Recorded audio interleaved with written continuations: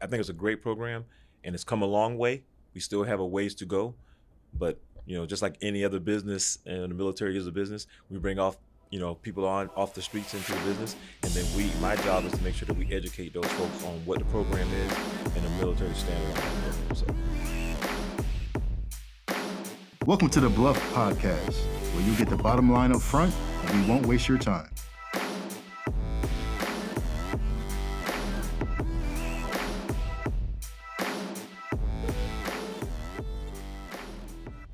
Hello and welcome back to all our listeners out there to another episode of the BLUF Line. Again, I am your host, Command Sergeant Major Juan Jimenez, coming at you from Redstone Arsenal. Again, I want to thank everybody for tuning in to our podcast as we bring information out to you guys. And we also have opportunities to bring special guests. Like always, if you have any comments or questions concerning the podcast, or would like to hear different subject areas, or would like to have someone come on the show, by all means, shoot me a email, or I'm going to give you my number so you can give me a call. My email is juan.p.jimenez.mil@mail.mil, or you can give me a call at 256-316-6126. All righty, so let's get into the show. Like always, we have another opportunity to have a guest speaker on our podcast, and it's a program out there that really is near and dear to my heart, and it's the SHARP program, and it talks about the sexual harassment assault response prevention program. And I was able to go out and reach to our very own Mr. Larry Gray, our coordinator here, our SHARP coordinator here, so we could get to know him a little bit and let us tell him a little bit about his background, and then how he got into the SHARP program and what he does, for the Army, for the installation, for our garrison here as our SHARP coordinator. Without further ado, I'm going to let Mr. Larry Gray kind of introduce himself and give us a little background about him. All right, first of all, Sergeant Major, I'd like to thank you for having me on your podcast here today. It's interesting, and I think it's great that we're doing this now. And I come from a military background. My family, my dad served, and I served. I came to the military in 1988, artillery, and then I switched over quickly to aviation because I knew that wasn't for me. And towards the end of my career, due to some injuries and things like that, I ended up getting a chance to go to the Equal Opportunity Advisor program, which is where I first got into this program out, helping people and supporting the units. And early on, I know you probably remember we talked about it earlier, where the program, at one time when the SHARP program came into existence, they said, hey, we're going to give it to the EO folks, but due to the regulations and all that kind of stuff, we had to separate some of the duties, and that's when they had the second job come up where you had, deployable SHARP position and that type of stuff. So that's where they separated positions. So I had both the training, and then when I retired, I was able to come back and to do this as a civilian, so it worked out just great for me. That's pretty good. I mean, as you said, you served, and I want to say thank you for what you did in the service in the United States Army, but you continue to serve now, right? On the civilian workforce, you continue serving, and I want to say thank you, and I'm sure everybody here on the installation thanks you for what you bring to the table, and that's continue to educate us and talk to us about it, and keep that in the forefront of our mind that, sexual harassment, sexual assault, will only erode an organization. And, in saying that, I'd like to let you go ahead and talk a little bit about what your role is as a SHARP coordinator. Check. Well, for myself, Sergeant Major, it's the prevention, making sure that we, first of all, we want to make sure prevention is where we want to stand first, because if we prevent, then hopefully we continue where we don't have to actually carry through with our mission, which is helping victims of sexual assault and things like that. And also we deal with sexual harassment for the military side as well. So my job here is to make sure that prevention happens, to make sure that if we do have a victim or a client, that we take care of that person and make sure that person gets all the treatment and everything that they're supposed to be taken care of. And also that soldier or that soldier's family, and at certain cases, in certain situations, that civilian that the DA civilian, that we take care of that person and make sure they get all the treatment, all the care, so that the Army is taking care of that individual.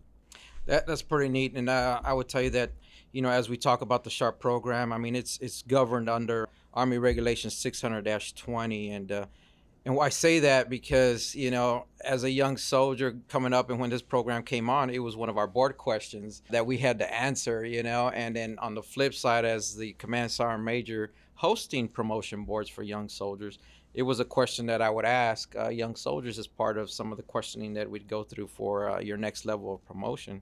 And it's, what governs the SHARP program, right? And it was AR 600-20. So it is very important for people to know and understand it and get that education to all the workforce, in or as a green suiter or even on the civilian side, right? Jake Sergeant Major. And if I remember correctly, Sergeant Major, this is one of the things that we're going to incorporate it into NCOERs and things like that. If I got out before that took place, but that was one of the things that was supposed to happen, that there was going to be a place on the NCOER where they just talk about folks, following that program and that plan. That's how strong it was to the military. No, you're absolutely right. And it goes under the character of evaluation. Are you following the Army values? Did you support the SHARP and also the EO and EEO program? So those are pretty big, and it's actually one of the first bullets that starts off with before it goes into the rest of your evaluation. Checks Army. That is a leader-led program, so if you're going to be a leader in the military, then it should be there, and it's one of those things that you should follow through with. And I think it's a great program, and it's come a long way. We still have a ways to go, but just like any other business, and the military is a business, we bring off people off the streets into the business, and then my job is to make sure that we educate those folks on what the program is and the military standard on that program. So no, that's great. I mean, we always take lessons learned. We call them ARs, right? After action reviews sometimes, and we gather information on how we can get better. And I think that's one unique aspect that the services, in particular the Army, because I'm in the Army, is good at. It's taking those after action reviews on things that might have been a mistake at one time, or you might have faltered one way or another, and just improving on that. And like you said, this program's continuously getting better. We're refining. We're getting out there and finding new ways and means to communicate this SHARP program as we're doing today. On this podcast, I thought it was important. Some people thought it was important to bring Mr. Larry Gray on and let him talk a little bit about his background, and then talk the SHARP program. I would ask you, what is the most interesting thing that you would like to leave your mark on as a SHARP coordinator? Well, one of the things, Sergeant Major, is what we try to do and we strive for is to have zero complaints. So for me, I think if we're in an area, our base here is a little bit different than Fort Bragg, Fort Hood, those places where you have majority soldiers. We're majority civilians here. So the program's a little bit different here. So my thing is to make sure that we don't have any incidents as much as possible, and try to do that through prevention and those type things. And also coming up with new ways, staying within the guidelines, but trying to come up with ways to educate folks, being that they're civilians, because the program is designed mostly for our green suiters, but we're trying to make sure that we keep our civilians up to par on what's going on, and making sure that we keep them level-headed on the program as well. So that part is a little bit different, to make it different for those individuals, but also to get the word out and so that they get the information. So I like to be known as that person that could do that and reach those civilians as well as what I did when I was reaching troops as well.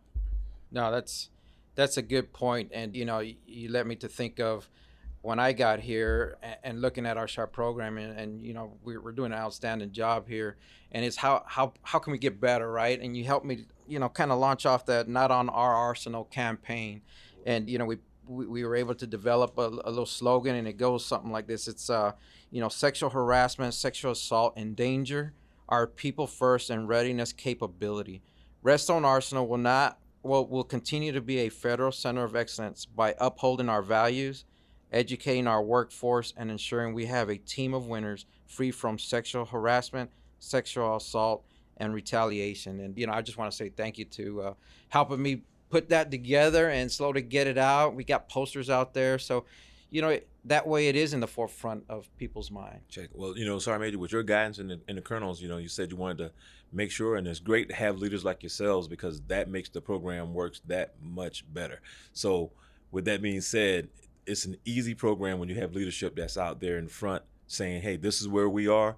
here's a face of the people that are going to be out there making sure that the program works, and it starts at the top. So with yourself and the colonel putting that out there, that makes a big difference on the program. So when everybody sees that the program is being pushed by the leaders, there's no problem with the program. Most times those are the places. I know you're aware of what was going on at some of the things that happen at places like Fort Hood. This is not that type place. And then when the leaders are up front saying the program is going to be supported, it makes all the difference in the world, Sergeant Major. Yeah, no, it's exactly how you put it. You know, it's the investment of leaders, and I think, you know, as one team, you know, called the United States Army, we're going to get better at what we're doing, and that's by having leaders be engaged, by leaders coming up with new and innovative ways to reach out and continue to communicate, continue to, you know, talk to our workforce. You know, if you see something, say something, you know. Stop it early so it doesn't turn into something bigger later. You know, you've put some years in as a sharp coordinator and serving, you know, both as a green suitor and now on the civilian workforce. How did you get started into this career, or what got you interested in this sharp program and helping those people in that avenue? I would say fairness, Sergeant. Just I came into the military and I wasn't sure I was going to do a career. But one of the things that happened to me is I got injured, and that allowed for me to take a different avenue in my military career when I went to the Equal Opportunity Advisor course down in Florida. And getting into that course, I started to see a lot of different things where there were some, you know, just making sure that certain people and the people are taken care of. And with that, when the program came at hand, they said, hey, look, you're the Equal Opportunity Advisor. A lot of units said, hey, we're going to give this the SHARP program. When it first came out, they were going to push it towards those folks and say, hey, you take care of the program. Well, again, the regulations kind of made that different. But I also really like helping people. And I came up in artillery, and I tell you, the artillery was one of those things where we had hazing, and I could tell you a few stories. There were some of the things that I seen that happened, but I was such a young troop. I didn't know that was some of the things that happened to those individuals was sexual assault. Didn't know that. The program didn't exist then. And now that I'm older, more mature, I got two kids of my own that are serving in the Air Force, both captains in the Air Force. Mm-hmm. And I talked to them when they were younger, coming up with the program. And I said, hey, look, just make sure you take care of yourselves. I got a daughter that's a captain in the Air Force, and I got a son as well. And just making sure that I don't want them to fall into any issues. And I take each person as, you know, I take it personal. I have to make sure that I can go out there and support that person. So when somebody comes in and says something happened, the first thing we do is take care of that person, and I take that to honor. I really want to make sure that people are taken care of. So that kind of got me into that realm. I like taking care of people. I was called the deputy in my high school back when I was young in the yearbook, and I just really like helping people that need help, Sergeant Major. No, well, that's good. And you know, as the as the advisor, not the equal, but the advisor in sexual harassment, you know, I mean, you play a pivotal role. I mean, it is a commander's program.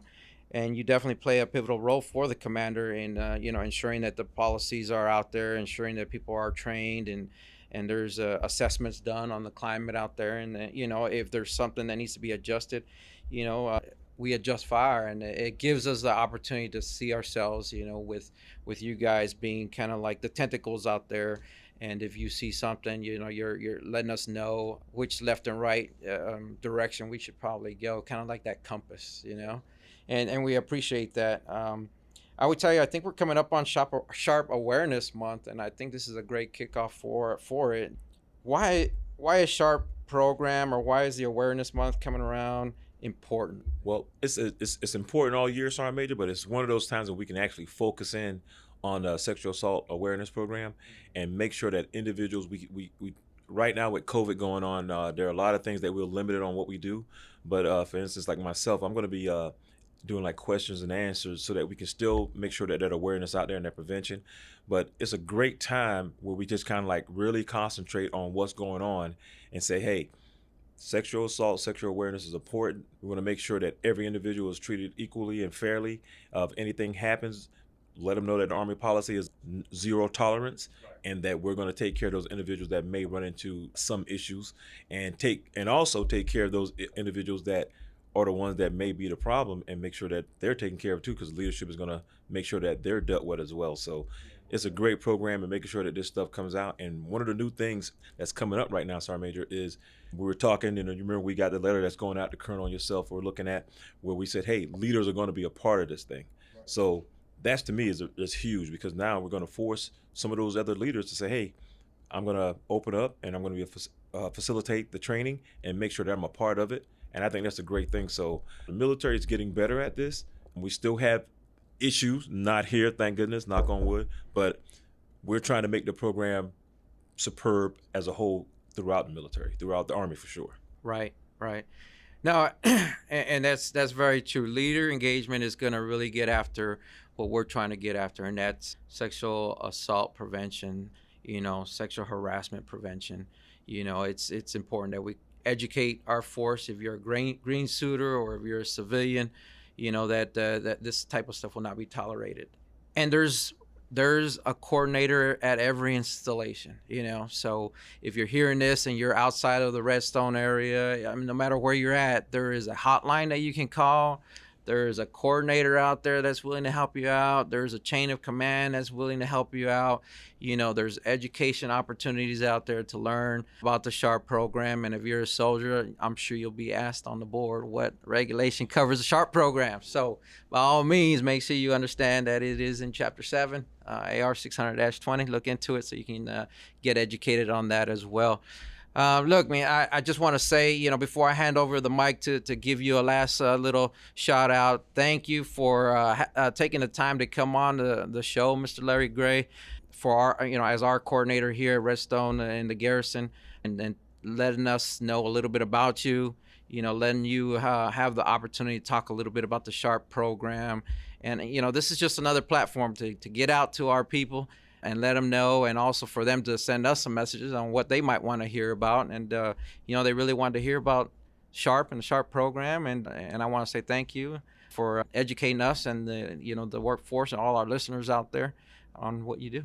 Well, thank you, Sergeant Major, for having me. That's a great program. And like I said, the program works so much better when you got leaders that are out there supporting the program. So I look forward to the continue working together with yourself and the Colonel and making sure that this program works for the Garrison. And right now it's excellent. We just got to keep it there. So yeah, most definite. And to our listeners out there, thank you for tuning in to the BLUF line. Again, I'm Sergeant Major Jimenez, and hope to see you on our next episode. Thank you, and we'll catch up to you later. Bye-bye.